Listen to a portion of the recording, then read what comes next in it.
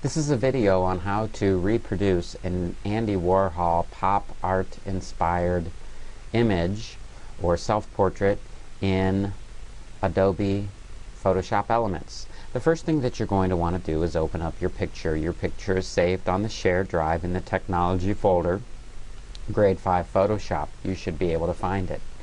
Once you open your picture, you'll see that more than likely it needs to be rotated so that it's in the right format.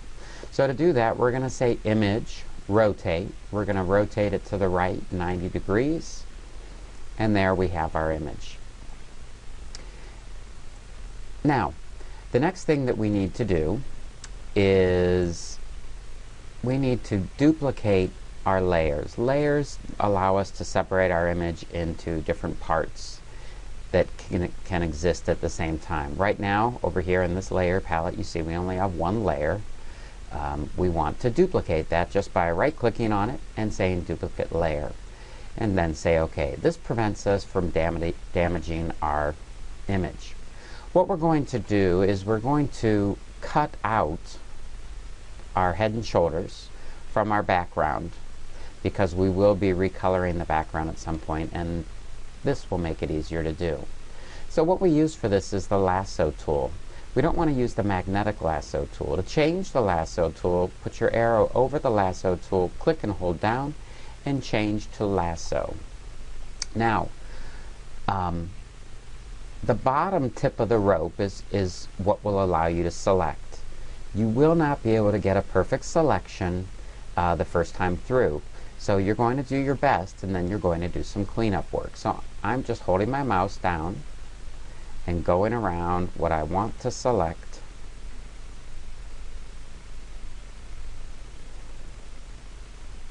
and then letting go, and it will join. So there you can see that's our selection. We have some items that we need to get closer to in order to fix. So I'm going to zoom in, and I'm going to add to our selection, and I'm going to subtract from our selection. I still have my lasso tool on, and this is the trickiest part, and you might have to do this several times to get the hang of it. But if I hold down my Alt key, notice that there's a little minus beside the lasso now.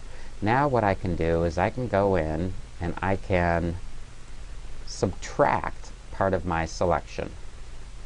As I go in, I'm going to basically draw around the part that I do not want any longer, because I don't want it as part of my selection. Now this doesn't have to be perfect, but the better your selection, the better your final product will be. If you want to add something to your selection, all you need to do is hold down the Shift key. Now we've got a nice selection here. At this point, what we want to do is we want to copy this selection. So I'm going to say Edit, Copy. I'm going to make a new layer.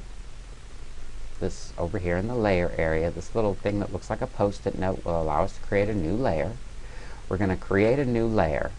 The layer that is the darkest, like this one is black and these two are gray, is the current layer. And there's nothing on the current layer, so we don't see anything. And what I do is I copy, or I pasted our selection.